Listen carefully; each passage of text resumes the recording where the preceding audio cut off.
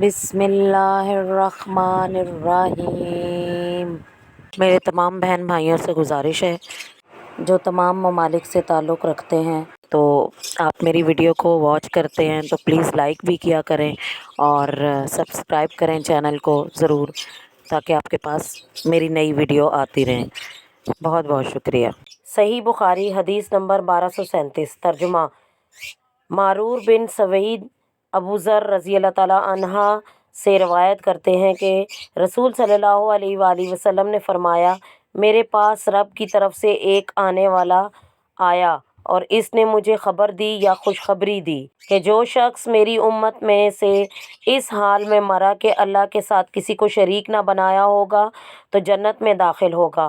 میں نے کہا کہ اگرچہ زنا اور چوری کرے۔ صحیح بخاری حدیث نمبر 1240۔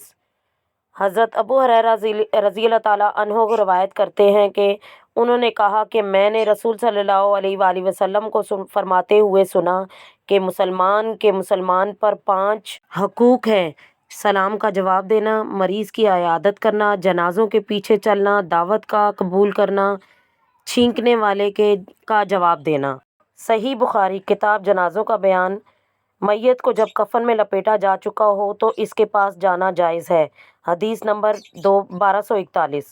ترجمہ: ابو سلمہ حضرت عائشہ رضی اللہ تعالیٰ عنہا زوجۃ النبی صلی اللہ علیہ وآلہ وسلم سے روایت کرتے ہیں کہ انہوں نے کہا، ابو بکر رضی اللہ تعالیٰ عنہ اپنے گھوڑے پر مقام سخت سے آئے، یہاں تک کہ گھوڑے سے اترے اور مسجد میں داخل ہوئے، کسی نے گفتگو نہ کی، یہاں تک کہ عائشہ رضی اللہ تعالیٰ عنہ کے پاس پہنچے اور نبی کریم صلی اللہ علیہ وآلہ وسلم کا قصد کیا۔ آپ کو یمنی چادر اڑائی گئی تھی، آپ کے چہرے سے چادر اٹھائی، پھر آپ پر جھکے اور آپ کے چہرے کو بوسہ دیا، پھر روئے اور فرمایا، اے اللہ کے نبی، آپ پر میرے ماں باپ فدا ہوں، اللہ آپ پر 2 موتوں کو جمع نہیں کرے گا، وہ موت آپ کے لیے مقدر تھی تو وہ آپ پر آ چکی۔ ابو سلمہ کا بیان ہے کہ مجھے ابن عباس نے خبر دی کہ ابو بکر باہر نکلے اور عمر لوگوں سے گفتگو کر رہے تھے۔ ابو بکر رضی اللہ تعالیٰ عنہ نے ان سے کہا کہ بیٹھ جاؤ، انہوں نے انکار کر دیا، پھر کہا کہ بیٹھ جاؤ، انہوں نے پھر انکار کیا، چنانچہ ابو بکر رضی اللہ تعالیٰ عنہ نے تشہد پڑھا، لوگ ان کی طرف متوجہ ہوئے اور عمر کو چھوڑ دیا۔ کہا، اما بعد، تم میں سے جو شخص محمد صلی اللہ علیہ وآلہ وسلم کی عبادت کرتا تھا تو محمد صلی اللہ علیہ وآلہ وسلم وفات پا گئے، اور جو اللہ کی عبادت کرتا تھا تو اللہ زندہ ہے، نہیں مرے گا۔ اللہ تعالیٰ نے فرمایا، وما محمد الا رسول قد خلت من قبلہ رسل شاکرین تک، واللہ اس سے پہلے لوگ گویا جانتے ہی نہ تھے کہ اللہ نے یہ آیت نازل فرمائی ہے، یہاں تک کہ ابو بکر رضی اللہ تعالیٰ عنہ نے اس آیت کی تلاوت فرمائی۔ لوگوں نے یہ آیت اس سے سن کر اخذ کی اور کوئی شخص سنا نہیں جاتا تھا مگر اس کی تلاوت کرتا تھا۔ صحیح بخاری کتاب جنازوں کا بیان۔ میت کو جب کفن میں لپیٹا جا چکا ہو تو اس کے پاس جانا جائز ہے۔ حدیث نمبر 1243۔ خارجہ بن زید بن ثابت روایت کرتے ہیں کہ انصار کی ایک عورت ام علا نے بیان کیا، جنہوں نے نبی کریم صلی اللہ علیہ وآلہ وسلم سے بیعت کی تھی کہ مہاجرین نے انصار کی تقسیم کا قرعہ ڈالا، ہمارے حصہ میں عثمان بن مظعون آئے، ہم نے ان کو اپنے گھر میں اتارا اور ان کو بیماری لاحق ہو گئی جس میں وفات پائی، اور نہلا کر کفن پہنائے گئے تو رسول صلی اللہ علیہ وآلہ وسلم تشریف لائے۔ میں نے کہا، اے ابو صاحب، تم پر اللہ کی رحمت ہو، تمہارے متعلق میری شہادت ہے کہ اللہ نے تمہیں معزز بنایا۔ نبی کریم صلی اللہ علیہ وآلہ وسلم نے فرمایا کہ تمہیں کس چیز نے بتایا؟ میں نے کہا، یا رسول اللہ صلی اللہ علیہ وآلہ وسلم، میرے ماں باپ آپ پر فدا ہوں، پھر کون ہے جس کو اللہ تعالیٰ معزز بنائے گا؟ آپ نے فرمایا، ان پر موت آئی ہے، واللہ میں اس کے لیے خیر کا امیدوار ہوں، واللہ میں یقین کے ساتھ نہیں جانتا ہوں، حالانکہ میں اللہ کا رسول ہوں، کہ میرے ساتھ کیا کیا جائے گا۔ علا نے کہا کہ واللہ میں نے اس کے بعد کسی کے متعلق کبھی بھی پاک ہونے کی شہادت نہیں دی۔ صحیح بخاری حدیث نمبر 1244۔ شعبہ محمد بن منکدر سے روایت کرتے ہیں کہ میں نے عبداللہ کو کہتے ہوئے سنا کہ جب میرے والد قتل کیے گئے تو میں کپڑا ان کے چہرے سے ہٹانے لگا اور رونے لگا، اور لوگ مجھے اس سے منع کر رہے تھے، اور نبی کریم صلی اللہ علیہ وآلہ وسلم مجھے اس سے منع کر رہے تھے۔ تو میری پھوپھی فاطمہ رونے لگی۔ نبی کریم صلی اللہ علیہ وآلہ وسلم نے فرمایا کہ تم رو یا نہ رو، فرشتے اپنے پروں سے ان پر سایہ کیے رہے یہاں تک کہ تم نے اٹھا لیا۔ ابن جریر نے ان کی مطابق حدیث روایت کی کہ مجھ سے ابن منکدر نے بیان کیا کہ انہوں نے جابر سے سنا۔ صحیح بخاری جنازہ تیار ہو تو لوگوں کو خبر دینا۔ حدیث نمبر 1247۔ ابن عباس رضی اللہ تعالیٰ عنہ سے روایت کرتے ہیں کہ ایک آدمی جس کی عیادت کرنے رسول صلی اللہ علیہ وآلہ وسلم جایا کرتے تھے رات کو مر گیا، تو لوگوں نے اس کو رات ہی کو دفن کر دیا۔ جب صبح ہوئی تو لوگوں نے آپ سے بیان کیا۔ آپ نے فرمایا کہ کس چیز نے تم لوگوں کو روکا کہ مجھے خبر کرو؟ لوگوں نے کہا تاریک رات تھی، ہمیں برا معلوم ہوا کہ آپ کو تکلیف دیں۔ آپ اس کی قبر کے پاس آئے اور اس پر نماز پڑھی۔ صحیح بخاری۔ اس شخص کی فضیلت جس کی کوئی اولاد مر جائے اور وہ اجر کی نیت سے صبر کرے۔ حدیث نمبر 1249۔ ابو سعید رضی اللہ تعالیٰ عنہ روایت کرتے ہیں کہ عورتوں نے نبی کریم صلی اللہ علیہ وآلہ وسلم سے کہا کہ ہم لوگوں کے لیے ایک دن مقرر فرما دیجیے۔ آپ نے ان عورتوں کو نصیحت کی اور کہا کہ جس عورت کے 3 بچے مر گئے ہوں تو وہ جہنم کی آگ سے حجاب ہوں گے۔ ایک عورت نے کہا اور 2 بچوں میں؟ آپ نے فرمایا کہ 2 بچوں میں۔ اور شریک نے ابن اصبہانی سے، انہوں نے ابو صالح سے، انہوں نے ابو سعید ابو ہریرہ رضی اللہ تعالیٰ عنہ سے، اور ان دونوں نے نبی کریم صلی اللہ علیہ وآلہ وسلم سے ابو ہریرہ رضی اللہ تعالیٰ عنہ سے روایت کیا کہ جو ابھی بالغ نہ ہوئے ہوں۔ صحیح بخاری۔ اس شخص کی فضیلت جس کی کوئی اولاد مر جائے اور وہ اس کے اجر کی نیت سے صبر کرے۔ حدیث نمبر 1251۔ ابو ہریرہ رضی اللہ تعالیٰ عنہ سے، اور وہ نبی کریم صلی اللہ علیہ وآلہ وسلم سے روایت کرتے ہیں کہ آپ نے فرمایا کہ نہیں مرتے ہیں کسی مسلمان کے 3 بچے مگر وہ آگ میں صرف قسم پورا کرنے کے لیے داخل ہوتا ہے۔ ابو عبداللہ نے بیان کیا کہ اور نہیں ہے تم میں سے کوئی مگر اس میں داخل ہونے والا ہے۔ صحیح بخاری۔ میت کو پانی اور بیری کے پتوں سے غسل دینا اور وضو کرانا۔ حدیث نمبر 1253۔ انصاری رضی اللہ تعالیٰ عنہ سے روایت کرتے ہیں، انہوں نے کہا کہ ہمارے پاس رسول صلی اللہ علیہ وآلہ وسلم تشریف لائے جب کہ آپ کی لڑکی نے وفات پائی، اور فرمایا کہ اس کو 3 بار یا 5 بار یا اس سے زائد بار غسل دو، اگر تم اس کی ضرورت سمجھو تو پانی اور بیری کے پتوں سے غسل دو، اور آخر میں کافور ملا دو۔ جب تم فارغ ہو جاؤ تو ہمیں مطلع کرو۔ جب ہم لوگ فارغ ہو گئے تو آپ کو اطلاع دی۔ آپ نے ہمیں اپنا تہبند دیا کہ اس کے جسم سے ملا دو، یعنی آزار بنا دو۔ صحیح بخاری۔ میت کو طاق مرتبہ غسل دینا مستحب ہے۔ حدیث نمبر 1254۔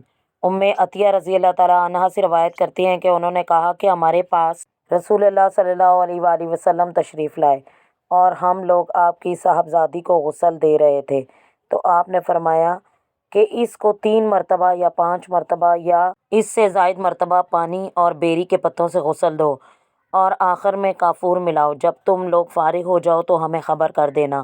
جب ہم فارغ ہوئے تو آپ کو اطلاع دی۔ آپ نے ہم کو اپنا تہبند دیا اور فرمایا کہ اس کا انا بنا دو۔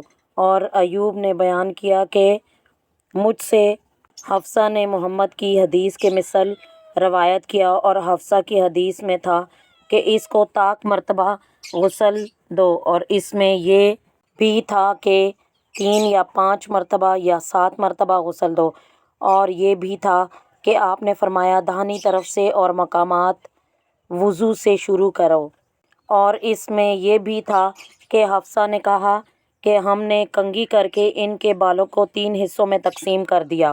صحیح بخاری۔ اس بارے میں کہ پہلے میت کے اعضاء وضو کو دھویا جائے۔ حدیث نمبر 1256 ام عطیہ رضی اللہ تعالیٰ عنہ سے روایت کرتی ہیں کہ ام عطیہ رضی اللہ تعالیٰ عنہ نے بیان کیا کہ رسول اللہ صلی اللہ علیہ وآلہ وسلم نے اپنی صاحبزادی کے غسل کے متعلق فرمایا کہ اس کے دائیں جانب سے اور مقامات وضو سے ابتدا کرو۔ صحیح بخاری۔ میت عورت ہو تو غسل کے وقت اس کے بال کھولنا۔ حدیث نمبر 1260 ام عطیہ رضی اللہ تعالیٰ عنہ سے روایت کرتی ہیں کہ انہوں نے بیان کیا کہ ان غسل دینے والی عورتوں نے رسول صلی اللہ علیہ وآلہ وسلم کی صاحبزادی کے سر کے بالوں کے 3 حصے کیے، ان کو کھولا، پھر دھویا، پھر 3 حصوں میں بانٹ دیا۔ صحیح بخاری۔ اس بارے میں کہ کفن کے لیے سفید کپڑے کا ہونا مناسب ہے۔ حدیث نمبر 1264 حضرت عائشہ رضی اللہ تعالیٰ عنہ سے روایت کرتے ہیں کہ انہوں نے بیان کیا کہ رسول صلی اللہ علیہ وآلہ وسلم کو سوت کے بنے ہوئے سہولی کوئی ایک جگہ کا نام 3 سفید کپڑوں میں کفن دیا گیا تھا، ان میں سے نہ ہی تو قمیض تھی نہ ہی عمامہ تھا۔ صحیح بخاری۔ قمیض میں کفن دینا اور اس کا حاشیہ سلا ہوا ہو یا بغیر سلا ہوا ہو اور بغیر قمیض کے کفن دینا۔ حدیث نمبر 1269 نافع ابن عمر رضی اللہ تعالیٰ عنہ سے روایت کرتے ہیں کہ عبداللہ ابن ابی جب مرا تو اس کا بیٹا رسول صلی اللہ علیہ وآلہ وسلم کے پاس آیا اور عرض کیا، یا رسول اللہ صلی اللہ علیہ وآلہ وسلم، ہمیں اپنا کرتا عنایت کیجیے کہ ہم اس میں اس کا کفن بنائیں اور آپ اس پر نماز پڑھیں اور اس کے لیے دعائے مغفرت کریں۔ نبی کریم صلی اللہ علیہ وآلہ وسلم نے اس کو اپنا کرتا عنایت کیا اور فرمایا کہ مجھے خبر کر دینا، میں نماز پڑھا دوں گا۔ جب آپ نے اس پر نماز پڑھنے کا ارادہ کیا تو عمر رضی اللہ تعالیٰ عنہ نے آپ کو کھینچا اور کہا کہ اللہ تعالیٰ نے آپ کو منافقین پر نماز پڑھنے سے منع نہیں کیا؟ آپ نے فرمایا کہ مجھے دونوں باتوں کا اختیار دیا گیا ہے کہ اللہ تعالیٰ نے فرمایا تم ان کے لیے دعائے مغفرت کرو یا نہ کرو، اگر تم ان کے لیے 70 بار بھی دعا کرو گے مغفرت کی تو بھی اللہ تعالیٰ ان کو نہیں بخشے گا۔ چنانچہ آپ نے اس پر نماز پڑھی تو یہ آیت نازل ہوئی، اور ان میں سے کسی پر کبھی بھی نماز نہ پڑھنا جب تک کہ وہ مر جائیں۔ صحیح بخاری۔ اگر میت کے پاس ایک ہی کپڑا نکلے۔ حدیث نمبر 1275 سعد بن ابراہیم اپنے والد ابراہیم سے روایت کرتے ہیں کہ عبد الرحمن بن عوف کے پاس کھانا لایا گیا اور وہ روزہ دار تھے، تو کہا کہ مصعب بن عمیر شہید ہو گئے اور وہ مجھ سے بہتر تھے۔ ایک چادر میں انہیں کفن دیا گیا کہ اگر ان کا سر ڈھانپا جاتا تو دونوں پاؤں کھل جاتے، اور اگر دونوں پاؤں چھپائے جاتے تو سر کھل جاتا، اور میرا خیال ہے کہ شاید یہ بھی کہا کہ حمزہ شہید ہوئے اور وہ ہم سے بہتر تھے، پھر ہم پر دنیا وسیع کر دی گئی، یا یہ کہا کہ ہمیں دنیا دی گئیں اور ہمیں خوف ہوا کہ ہماری نیکیاں جلد دے دی گئیں، پھر رونے لگے یہاں تک کہ کھانا چھوڑ دیا۔ صحیح بخاری۔ عورتوں کا جنازے کے ساتھ جانا کیسا ہے؟ حدیث نمبر 1278 ام حزیل ام عطیہ رضی اللہ تعالیٰ عنہ سے روایت کرتے ہیں، ام عطیہ رضی اللہ تعالیٰ عنہ نے کہا کہ ہم لوگوں کو جنازوں کے پیچھے جانے سے روکا گیا اور ہم پر ضروری خیال نہیں کیا گیا۔ صحیح بخاری۔ عورت کا اپنے خاوند کے سوا اور کسی پر سوگ کرنا کیسا ہے؟ حدیث نمبر 1279 سلمہ بن علقمہ محمد بن سرین سے روایت کرتے ہیں، انہوں نے بیان کیا کہ ام عطیہ رضی اللہ تعالیٰ عنہ کا ایک لڑکا وفات پا گیا۔ جب تیسرا دن آیا تو زردی منگوائی اور اس کے بدن پر ملا اور کہا کہ ہم لوگوں کو شوہر کے علاوہ کسی اور پر 3 دن سے زیادہ سوگ کرنے سے منع کیا گیا ہے۔ صحیح بخاری۔ قبروں کی زیارت کرنا۔ حدیث نمبر 1283 ثابت انس بن مالک رضی اللہ تعالیٰ عنہ سے روایت کرتے ہیں کہ انہوں نے کہا کہ نبی کریم صلی اللہ علیہ وآلہ وسلم ایک عورت کے پاس سے گزرے جو قبر پر رو رہی تھی، تو آپ نے فرمایا کہ اللہ سے ڈرو اور صبر کرو۔ عورت نے کہا کہ دور ہو جا، تجھے وہ مصیبت نہیں پہنچی جو مجھے پہنچی ہے، اور نہ تو اس مصیبت کو جانتا ہے، اس نے آپ کو پہچانا نہیں۔ اس سے کہا گیا تو وہ نبی کریم صلی اللہ علیہ وآلہ وسلم کے دروازے کے پاس آئی اور وہاں دربان نہ پائے اور عرض کیا کہ میں نے آپ کو پہچانا نہ تھا، آپ نے فرمایا کہ صبر ابتدا صدمہ کے وقت ہی ہوتا ہے۔ صحیح بخاری۔ نبی کریم صلی اللہ علیہ وآلہ وسلم کا یہ فرمانا کہ میت پر اس کے گھر والوں کے رونے سے عذاب ہوتا ہے، یعنی جب رونا ماتم کرنا میت کے خاندان کی رسم ہو۔ حدیث نمبر 1284۔ ابو عثمان اسامہ بن زید رضی اللہ تعالیٰ عنہ سے روایت کرتے ہیں کہ رسول اللہ صلی اللہ علیہ وآلہ وسلم کی ایک صاحبزادی نے آپ کو کہلا بھیجا کہ میرا ایک لڑکا وفات پا گیا ہے، اس لیے آپ تشریف لائیں۔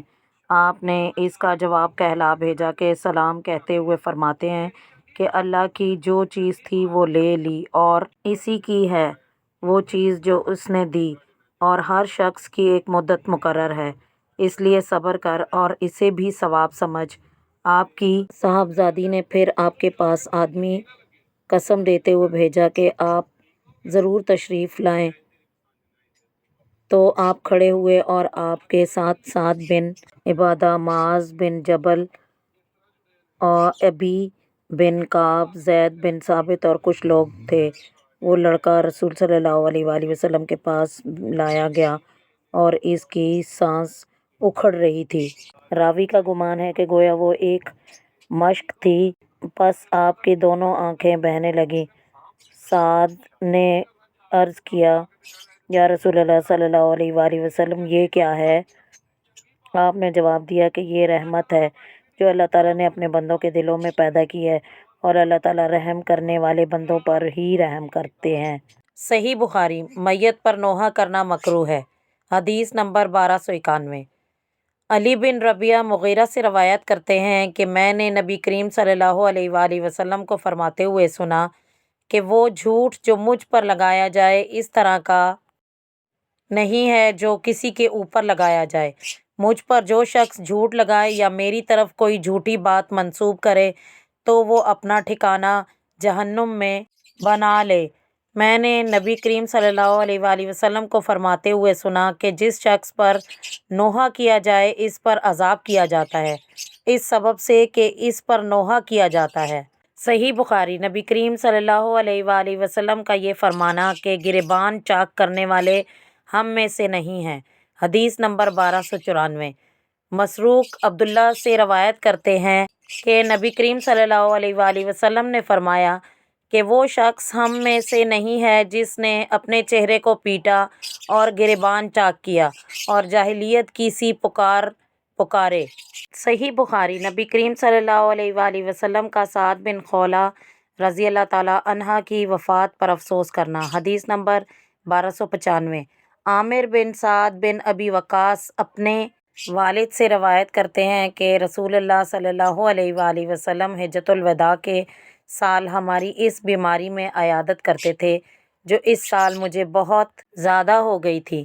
میں نے عرض کیا، مجھے بیماری ہو گئی اور میں مالدار ہوں اور میرے وارث سوائے میری بیٹی کے اور کوئی نہیں، کیا میں اپنا 2/3 مال صدقہ نہ کر دوں؟ آپ صلی اللہ علیہ وآلہ وسلم نے فرمایا کہ نہیں۔ میں نے عرض کیا کہ نصف؟ آپ نے فرمایا کہ نہیں۔ پھر آپ نے فرمایا کہ 1/3 اور 1/3 بھی بڑی ہے، یا فرمایا کہ زیادہ ہے؟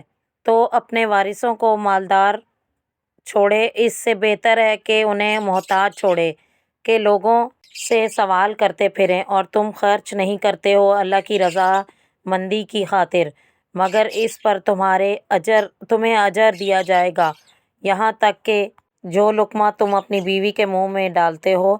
پھر میں نے عرض کیا، یا رسول اللہ صلی اللہ علیہ وآلہ وسلم، کیا میں اپنے ساتھیوں کے بعد مکہ میں پیچھے چھوڑ دیا جاؤں گا؟ آپ نے فرمایا، تم کبھی نہیں چھوڑے جاؤ گے، مگر اس سے تمہارے درجہ اور بلندی میں زیادتی ہوگی۔ پھر ممکن ہے کہ اگر تم پیچھے چھوڑ دیے گئے تو تم سے ایک قوم فائدہ اٹھائے گی اور دوسری قوم نقصان اٹھائے گی۔ اے اللہ، میرے اصحاب کی ہجرت کو پختہ اور کامل کر دے اور ان کو پیچھے نہ لوٹا۔ لیکن تنگ حال دست بن خولہ کے لیے نبی کریم صلی اللہ علیہ وآلہ وسلم افسوس کرتے تھے، وہ مکہ میں وفات پا گئے۔ صحیح بخاری۔ جو شخص مصیبت کے وقت ایسا بیٹھے کہ وہ غمگین دکھائی دے۔ حدیث نمبر 1300۔ عاصم احوال حضرت انس رضی اللہ تعالیٰ عنہ سے روایت کرتے ہیں کہ رسول اللہ صلی اللہ علیہ وآلہ وسلم نے ایک مہینہ تک دعائے قنوت پڑھی جب تک کہ قاریوں کی ایک جماعت شہید کی گئی۔ میں نے رسول صلی اللہ علیہ وآلہ وسلم کو کبھی اس سے زیادہ شدت غم کی حالت میں نہیں دیکھا۔ صحیح بخاری۔ جو شخص مصیبت کے وقت اپنے نفس پر زور ڈال کر اپنا رنج ظاہر نہ کرے۔ حدیث نمبر 1301۔ اسحاق بن عبداللہ بن ابی طلحہ انس بن مالک رضی اللہ تعالیٰ عنہ سے روایت کرتے ہیں، انہوں نے کہا کہ ابو طلحہ رضی اللہ تعالیٰ عنہ کا ایک لڑکا بیمار پڑا اور مر گیا۔ ابو طلحہ رضی اللہ تعالیٰ عنہ باہر تھے۔ جب ان کی بیوی نے دیکھا کہ لڑکا مر چکا ہے تو کچھ سامان کیا اور کفن پہنا کر گھر کے ایک گوشہ میں اس کو رکھ دیا۔ جب ابو طلحہ رضی اللہ تعالیٰ عنہ آئے تو پوچھا لڑکا کیسا ہے؟ بیوی نے جواب دیا کہ اس کی طبیعت کو سکون ہے اور مجھے امید ہے کہ وہ آرام میں ہے۔ ابو طلحہ نے سمجھا کہ وہ سچی ہے، چنانچہ انہوں نے رات گزاری۔ جب صبح ہوئی اور غسل کر کے باہر جانے کا ارادہ کیا تو بیوی نے انہیں بتایا کہ لڑکا مر چکا ہے۔ پھر ابو طلحہ نے نبی کریم صلی اللہ علیہ وآلہ وسلم کے ساتھ نماز پڑھی، پھر نبی کریم صلی اللہ علیہ وآلہ وسلم سے واقعہ کا بیان کیا جو ان دونوں کے ساتھ ہوا تھا، تو رسول صلی اللہ علیہ وآلہ وسلم نے فرمایا کہ امید ہے کہ اللہ تعالیٰ تم دونوں کو تمہاری ذات میں برکت عطا فرمائے گا۔ سفیان کا بیان ہے کہ ایک انصاری شخص نے کہا، ان میں سے ان دونوں کے لڑکے دیکھے، سب کے سب قاری تھے۔ صحیح بخاری۔ نبی کریم صلی اللہ علیہ وآلہ وسلم کا فرمانا کہ اے ابراہیم ہم تمہاری جدائی پر غمگین ہیں۔ حدیث نمبر 1303۔ انس بن مالک رضی اللہ تعالیٰ عنہ سے روایت کرتے ہیں کہ انہوں نے بیان کیا کہ ہم لوگ رسول صلی اللہ علیہ وآلہ وسلم کے ساتھ ابو سیف لوہار کے پاس پہنچے۔ یہ ابراہیم کے دودھ پلائی کے شوہر تھے۔ رسول اللہ صلی اللہ علیہ وآلہ وسلم نے ابراہیم کو پکڑا، ان کے منہ پر اپنا منہ رکھ کر پیار کیا۔ پھر اس کے بعد ہم ابو سیف کے پاس پہنچے اور ابراہیم اپنی جان دے رہے تھے۔ رسول اللہ صلی اللہ علیہ وآلہ وسلم کی آنکھوں سے آنسو بہنے لگے۔ عبد الرحمن بن عوف نے عرض کیا، یا رسول اللہ صلی اللہ علیہ وآلہ وسلم رو رہے ہیں؟ آپ نے فرمایا کہ اے ابن عوف یہ تو شفقت و رحمت ہے، پھر روئے؟ تو آپ نے فرمایا آنکھیں روتی ہیں اور دل غمگین ہوتا ہے، اور ہم نہیں کہتے مگر وہی بات جس سے ہمارا رب راضی ہے، اور ہم اے ابراہیم تمہارے فراق کے باعث غمگین ہیں۔ اس کو موسیٰ نے سلیمان بن مغیرہ سے، انہوں نے ثابت سے، اور ثابت نے انس سے، اور انس نے نبی کریم صلی اللہ علیہ وآلہ وسلم سے روایت کیا ہے۔ صحیح بخاری۔ جو شخص جنازے کے ساتھ ہو اور وہ اس وقت تک نہ بیٹھے جب تک جنازہ لوگوں کے کاندھوں سے اتار کر زمین پر نہ رکھ دیا جائے، اور اگر پہلے بیٹھ جائے تو اس سے کھڑا ہونے کے لیے کہا جائے۔ حدیث نمبر 1309۔ سعید مقبری اپنے والد سے روایت کرتے ہیں کہ ہم ایک جنازے میں شریک تھے تو ابو ہریرہ رضی اللہ تعالیٰ عنہ نے مروان کا ہاتھ پکڑا اور دونوں جنازہ رکھے جانے سے پہلے بیٹھ گئے، تو ابو سعید آئے اور مروان کا ہاتھ پکڑ کر کہا، کھڑے ہو جاؤ، واللہ تمہیں معلوم ہے کہ نبی کریم صلی اللہ علیہ وآلہ وسلم نے ہمیں منع کیا ہے۔ حضرت ابو ہریرہ رضی اللہ تعالیٰ عنہ نے کہا، انہوں نے سچ فرمایا۔ صحیح بخاری۔ اس شخص کے بارے میں جو یہودی کا جنازہ دیکھ کر کھڑا ہو گیا۔ حدیث نمبر 1311۔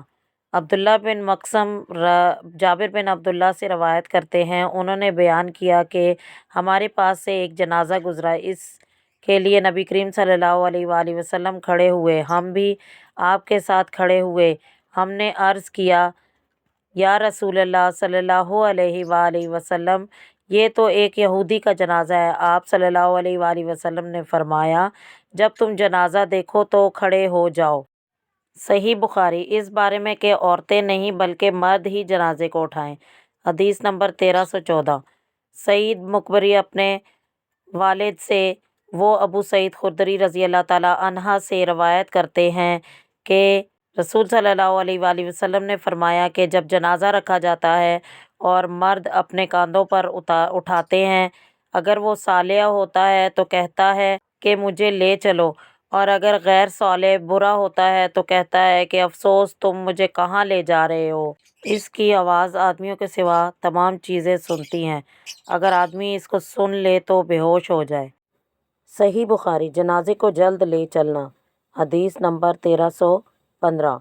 ابو ہریرہ رضی اللہ تعالیٰ عنہ نبی کریم صلی اللہ علیہ وآلہ روایت کرتے ہیں، آپ نے فرمایا جنازہ لے جانے میں جلدی کرو، اور اگر وہ نیکوکار ہے تو بہتر چیز ہے جسے تم آگے بھیج رہے ہو، اور اگر وہ اس کے سوا ہے تو ایک بری چیز ہے جسے تم اپنی گردن سے اتار رہے ہو۔ صحیح بخاری جنازے کی نماز میں صفیں باندھنا، حدیث نمبر 1318۔ سعید حضرت ابو ہریرہ رضی اللہ تعالیٰ عنہ سے روایت کرتے ہیں کہ نبی کریم صلی اللہ علیہ وآلہ وسلم نے اپنے ساتھیوں کو نجاشی کی موت کی خبر سنائی، پھر آگے بڑھے تو لوگوں نے آپ کے پیچھے صف بنائی، آپ نے 4 تکبیریں کہیں۔ صحیح بخاری جنازے کی نماز میں بچے بھی مردوں کے برابر کھڑے ہوں، حدیث نمبر 1321۔ ابن عباس رضی اللہ تعالیٰ عنہ روایت کرتے ہیں کہ رسول صلی اللہ علیہ وآلہ وسلم ایک قبر کے پاس سے گزرے جو رات کو دفن کیا گیا تھا، تو آپ نے فرمایا یہ کب دفن ہوا؟ لوگوں نے کہا کہ کل رات۔ آپ نے فرمایا پھر مجھے اطلاع کیوں نہیں کی؟ لوگوں نے کہا کہ ہم نے اسے رات کی تاریکی میں دفن کیا، اس لیے ہم نے آپ کو جگانا مناسب نہ سمجھا۔ آپ کھڑے ہوئے تو ہم نے آپ کے پیچھے صفیں قائم کیں۔ ابن عباس رضی اللہ تعالیٰ عنہ نے بیان کیا کہ میں بھی انہی میں تھا، چنانچہ آپ صلی اللہ علیہ وآلہ وسلم نے اس پر نماز پڑھی۔ صحیح بخاری جو شخص دفن ہونے تک ٹھہرا رہے، حدیث نمبر 1325۔ مقبری اپنے والد ابو سعید مقبری سے روایت کرتے ہیں کہ انہوں نے حضرت ابو ہریرہ رضی اللہ تعالیٰ عنہ سے روایت کرتے ہیں کہ رسول صلی اللہ علیہ وآلہ وسلم نے فرمایا جو شخص جنازے میں شریک ہو یہاں تک کہ نماز پڑھ لے تو اس کے لیے ایک قرات ہے، اور دفن کیے جانے تک حاضر رہے تو اس کے لیے 2 قرات ہیں۔ پوچھا گیا یہ کہ 2 قرات کیا ہیں؟ تو 2 بڑے پہاڑوں کی طرح ہیں۔ صحیح بخاری نماز جنازہ عیدگاہ میں اور مسجد میں ہر 2 جگہ جائز ہے، حدیث نمبر 1328۔ ابو ہریرہ رضی اللہ تعالیٰ عنہ روایت کرتے ہیں کہ نبی کریم صلی اللہ علیہ وآلہ وسلم نے عیدگاہ میں صف بندی کرا لی، پھر نماز جنازہ کی 4 تکبیریں کہیں۔ صحیح بخاری قبروں پر مسجد بنانا مکروہ ہے، حدیث نمبر 1330۔ رضی اللہ تعالیٰ عنہ سے روایت کرتی ہیں کہ آپ نے جس مرض میں وفات پائی اس میں فرمایا کہ اللہ یہود و نصاری پر لعنت کرے، انہوں نے اپنے انبیاء کی قبر کو مسجد بنا لیا۔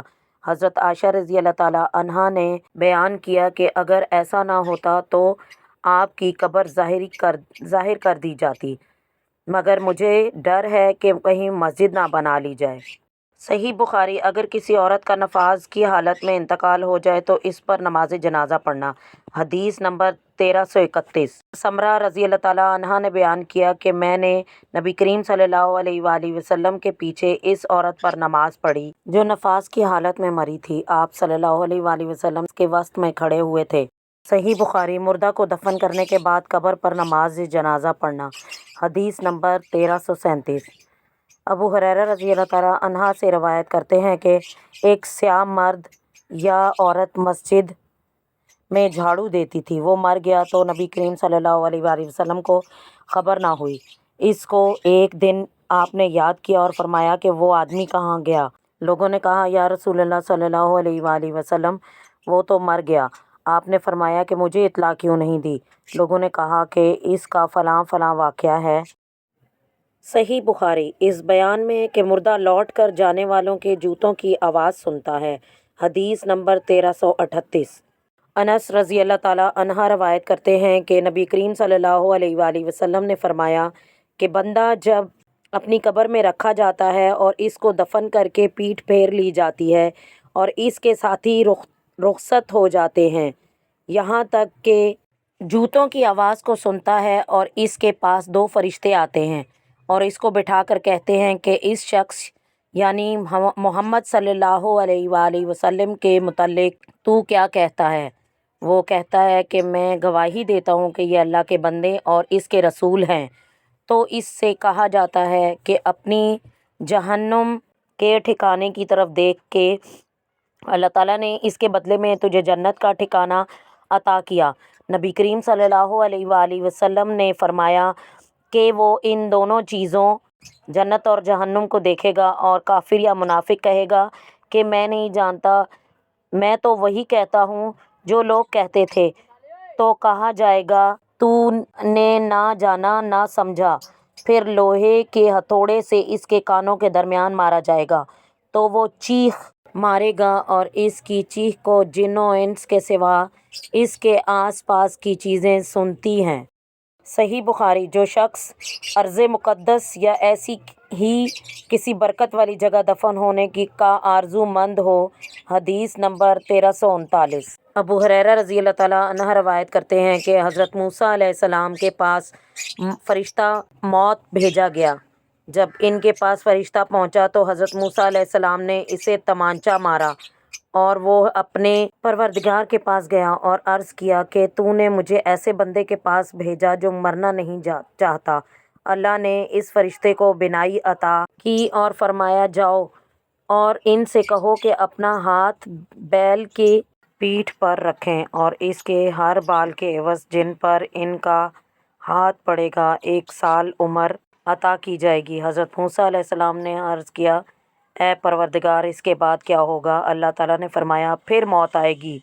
हज़रत मूसा अलैहिस्सलाम ने अर्ज़ की तो फिर अभी आ जाए और अल्लाह से दरख्वास्त की कि इनको एक पत्थर फेंकने की मिक़दार अर्ज़ मुक़द्दस से करीब कर दे। रसूलुल्लाह सल्लल्लाहु अलैहि वसल्लम ने फरमाया अगर मैं वहाँ होता तो तुम लोगों को इनकी कब्र रास्ते की तरफ सुर्ख टीले के पास दिखाता। सही बुखारी। रात में दफन करना कैसा है? और अबू बकर सदीक रज़ी अल्लाह ताला अन्हा रात में दफन किए गए। हदीस नंबर 1340। इब्ने अब्बास रज़ी अल्लाह ताला अन्हा रवायत करते हैं कि नबी करीम सल्लल्लाहु अलैहि वसल्लम ने एक शख्स पर रात को दफन किए जाने के बाद नमाज जनाजा पढ़ी। आप और आपके सहाबा उठे और इसके मुतल्लिक पूछ रहे थे कि ये कौन है।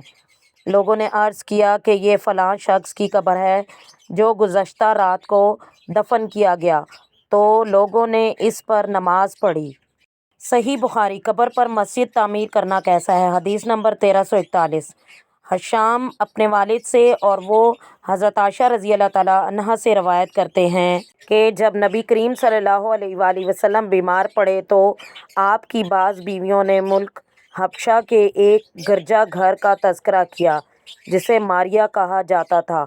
उम्मे सलमा रज़ी अल्लाह ताला अन्हा और उम्मे हबीबा रज़ी अल्लाह ताला अन्हा मुल्क हबशा गई थीं तो उन दोनों ने इस गिरजा की खूबसूरती और इन तस्वीरों का हाल बयान किया जो इस गिरजा में था।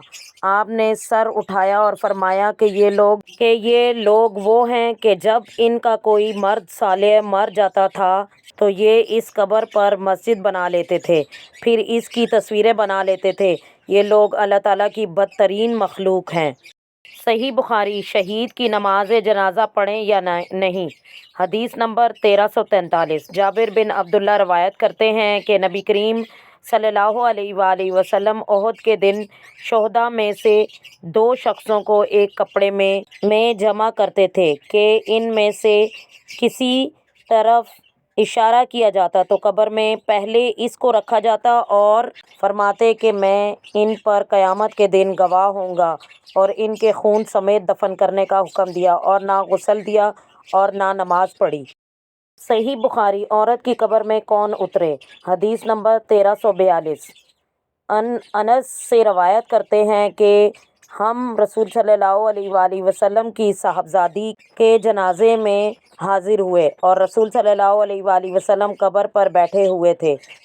मैंने देखा कि आपकी आंखों से आंसू रवां थे तो आपने फरमाया तुम में से कोई शख्स ऐसा है जिसने आज रात अपनी बीवी से हम बिस्तरी की ना हो? अबू तलहा ने अर्ज़ किया मैं हूँ।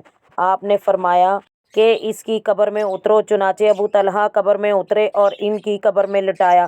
इब्ने मालिक का बयान है कि फलीज ने कहा कि लम यकारिफ का मतलब मेरे ख़्याल में ये है कि गुनाह ना किया हो।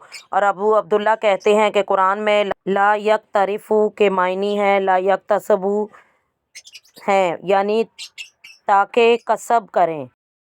صحیح بخاری 2 یا 3 آدمیوں کو ایک قبر میں دفن کرنا۔ حدیث نمبر 1345 جابر بن عبداللہ رضی اللہ تعالیٰ عنہ روایت کرتے ہیں، انہوں نے بیان کیا کہ نبی کریم صلی اللہ علیہ وآلہ وسلم احد کے شہداء میں سے 2 آدمیوں کو ایک قبر میں جمع کرتے تھے۔ صحیح بخاری ازخر اور سوکھی گھاس قبر میں بچھانا۔ حدیث نمبر 1349 ابن عباس رضی اللہ تعالیٰ عنہ نبی کریم صلی اللہ علیہ وآلہ وسلم سے روایت کرتے ہیں کہ آپ صلی اللہ علیہ وآلہ وسلم نے فرمایا کہ اللہ تعالیٰ نے مکہ کو حرام قرار دیا ہے، مجھ سے پہلے کسی کے لیے حلال نہیں تھا اور نہ میرے بعد کسی کے لیے حلال ہوگا، میرے لیے دن کے ایک تھوڑے حصہ میں حلال کیا گیا اور نہ اس کا شکار بھگایا جائے گا، اس کی تر گھاس نہ اکھاڑی جائے گی اور نہ اس کا درخت کاٹا جائے گا اور نہ یہاں کی گری پڑی چیز اٹھائی جائے گی، مگر اعلان کرنے والے کے لیے جائز ہے۔ عباس نے کہا کہ مگر ازخر کے ہمارے سناروں کے لیے حلال اور ہماری قبروں کے لیے حلال کر دیجیے۔ آپ صلی اللہ علیہ وآلہ وسلم نے فرمایا کہ سوائے ازخر کے، اور ابو ہریرہ رضی اللہ تعالیٰ عنہ نے نبی کریم صلی اللہ علیہ وآلہ وسلم سے روایت کیا کہ کیا ہماری قبروں اور ہمارے گھروں کے لیے، اور ابان صالحہ نے بسند حسن بن مسلم صفیہ بن شبی اور نبی کریم صلی اللہ علیہ وآلہ وسلم کے مثل روایت کیا ہے، اور مجاہد نے طاؤس سے، انہوں نے ابن عباس رضی اللہ تعالیٰ عنہ سے روایت کیا کہ ان کے لوہاروں کے لیے اور ان کے گھروں کے لیے حلال کرنے کو کہا۔ صحیح بخاری میت کو کسی خاص وجہ سے قبر یا لحد سے باہر نکالا جا سکتا ہے۔ حدیث نمبر 1351 جابر رضی اللہ تعالیٰ عنہ روایت کرتے ہیں کہ جب احد کا زمانہ قریب آیا تو مجھے میرے والد نے رات کو بلایا اور کہا کہ میں اپنے آپ کو نبی کریم صلی اللہ علیہ وآلہ وسلم کے صحابہ میں سے پہلے مقتول ہونے والا خیال کرتا ہوں، اور میں اپنے بعد رسول صلی اللہ علیہ وآلہ وسلم کی ذات کے سوا کوئی چیز ایسی نہیں چھوڑے جا رہا ہوں جو تم سے مجھ کو عزیز ہے، مجھ پر دین ہے، اور اس کو ادا کر دینا اور اپنی بہنوں سے اچھا سلوک کرنا۔ صبح کے وقت ہم نے دیکھا کہ سب سے پہلے مقتول وہی تھے اور ان کے ساتھ قبر میں ایک دوسرا شخص دفن کیا گیا، اور میری طبیعت نے گوارا نہ کیا کہ میں ان کو دوسرے کے ساتھ چھوڑوں۔ 6 مہینے کے بعد میں نے ان کو نکالا تو اس وقت وہ اس طرح تھے جس طرح میں نے ان کو دفن کیا تھا، سوائے کان کے کچھ حصہ متاثر ہوا تھا۔ صحیح بخاری بغلی یا صندوقی قبر بنانا۔ حدیث نمبر 1353 عبد الرحمن بن کعب بن مالک جابر بن عبداللہ سے روایت کرتے ہیں کہ نبی کریم صلی اللہ علیہ وآلہ وسلم نے احد کے شہداء میں سے 2 کو ایک ساتھ رکھتے تھے، پھر پوچھتے کہ ان میں سے کون قرآن کا زیادہ عالم ہے۔ جب کسی کا ایک کی طرف اشارہ کیا جاتا تو پھر اسے پہلے لحد میں رکھتے اور فرمایا کہ قیامت کے دن میں ان پر گواہ ہوں گا، اور ان کو ان کے خون کے ساتھ دفن کرنے کا حکم دیا اور انہیں غسل نہیں دیا۔ صحیح بخاری ایک بچہ اسلام لایا، پھر اس کا انتقال ہو گیا تو کیا اس کی نماز جنازہ پڑھی جائے گی، اور کیا بچے کے سامنے اسلام کی دعوت پیش کی جا سکتی ہے؟ حدیث نمبر 1354 عبداللہ بن عمر رضی اللہ تعالیٰ عنہ روایت کرتے ہیں کہ عمر رضی اللہ تعالیٰ عنہ نبی کریم صلی اللہ علیہ وآلہ وسلم سے ہمراہ ابن سیاد کی طرف چلے، کچھ اور لوگ بھی ساتھ تھے۔ ان لوگوں نے ابن سیاد کو بنی مغالہ کے ٹیلوں کے پاس بچوں کے ساتھ کھیلتا ہوا پایا۔ ابن سیاد جوانی کے قریب تھا۔ ابن سیاد کو حضور صلی اللہ علیہ وآلہ وسلم کے آنے کی خبر نہ ہوئی، یہاں تک کہ نبی کریم صلی اللہ علیہ وآلہ وسلم نے اپنا ہاتھ مارا، پھر ابن سیاد سے فرمایا کہ کیا تو گواہی دیتا ہے کہ میں اللہ کا رسول ہوں؟ آپ کی طرف ابن سیاد نے دیکھا اور کہا کہ میں گواہی دیتا ہوں کہ آپ امیوں کے رسول ہیں۔ تو آپ نے اس کو چھوڑ دیا اور فرمایا کہ میں اللہ اور اس کے رسول پر ایمان لایا۔ آپ نے اس سے فرمایا کہ تو دیکھتا کیا ہے؟ ابن سیاد نے فرمایا کہ میرے پاس سچا اور جھوٹا آتا ہے۔ نبی کریم صلی اللہ علیہ وآلہ وسلم نے فرمایا تجھ پر امر مشتبہ کر دیا۔ پھر اس سے آپ نے فرمایا کہ میں نے ایک بات اپنے دل میں چھپائی ہے، تو بتا کیا ہے؟ ابن سیاد نے کہا وہ دخ ہے۔ آپ نے فرمایا تو ذلیل و خوار ہو، تو اپنی حد سے آگے نہیں بڑھ سکتا۔ عمر رضی اللہ تعالیٰ عنہ نے عرض کیا یا رسول اللہ صلی اللہ علیہ وآلہ وسلم، مجھے اجازت دیجیے کہ میں اس کی گردن اتار دوں۔ نبی کریم صلی اللہ علیہ وآلہ وسلم نے فرمایا کہ اگر یہ وہی دجال ہے تو تجھے اس پر قدرت نہ ہوگی، اور اگر وہ نہیں ہے تو اس کے قتل کرنے میں کوئی بھلائی نہیں ہے۔ سالم نے بیان کیا کہ میں نے ابن عمر کو فرماتے ہوئے سنا۔ اس کے بعد نبی کریم صلی اللہ علیہ وآلہ وسلم اور ابی ابن کعب اس درخت کے پاس گئے جہاں ابن سیاد تھا۔ آپ یہ خیال کر رہے تھے کہ ابن سیاد سے قبل اس کے وہ آپ کو دیکھے کچھ سنے۔ نبی کریم صلی اللہ علیہ وآلہ وسلم نے اس کو دیکھا اس حال میں کہ وہ لیٹا ہوا تھا، چادر میں لپٹا ہوا تھا اور اس سے کچھ آوازیں آ رہی تھیں۔ ابن سیاد کی ماں نے رسول صلی اللہ علیہ وسلم کو دیکھ لیا، حالانکہ آپ درختوں کی آڑ میں سے ہو کر آ رہے تھے۔ اس نے ابن سیاد سے کہا اے صاف جو ابن سیاد کا نام تھا، یہ محمد صلی اللہ علیہ وآلہ وسلم آ رہے ہیں۔ ابن سیاد اٹھ بیٹھا تو رسول صلی اللہ علیہ وآلہ وسلم نے فرمایا اگر وہ اسے چھوڑ دیتی تو معاملہ کھل جاتا۔ صحیح بخاری۔ ایک بچہ اسلام لایا، پھر اس کا انتقال ہو گیا تو کیا اس کی نماز جنازہ پڑھی جائے گی اور کیا بچے کے سامنے اسلام کی دعوت پیش کی جا سکتی؟ حدیث نمبر 1358۔ ابن شہاب کہتے ہیں کہ ہر وفات پانے والے بچے پر نماز پڑھی جائے گی، اگرچہ وہ زانیہ کا ہی ہو، اس لیے کہ بچہ فطرت اسلام پر ہی پیدا ہوتا ہے۔ اس کے والدین یا صرف اس کا باپ مسلمان ہونے کا دعویٰ کرے اور اگر اس کی ماں اسلام پر نہ ہو تو وہ چلا کر روئے تو اس پر نماز پڑھی جائے گی، اور جو چلا کر نہ روئے تو اس پر نماز نہ پڑھی جائے گی، اس لیے کہ وہ ساکت ہو گیا۔ حضرت ابو ہریرہ رضی اللہ تعالیٰ عنہ بیان کرتے ہیں نبی کریم صلی اللہ علیہ وآلہ وسلم نے فرمایا ہر بچہ اسلامی فطرت پر ہی پیدا ہوتا ہے، پھر اس کے والدین اسے یہودی، نصرانی یا مجوسی بنا لیتے ہیں، جس طرح جانور صحیح سالم عضو والا بچہ جنتا ہے۔ کیا تم نے ان میں سے کوئی عضو کٹا ہوا دیکھتے ہو؟ پھر ابو ہریرہ رضی اللہ تعالیٰ عنہ یہ آیت آخر تک تلاوت کرتے اللہ تعالیٰ کی فطرت وہ ہے جس پر لوگوں کو پیدا کیا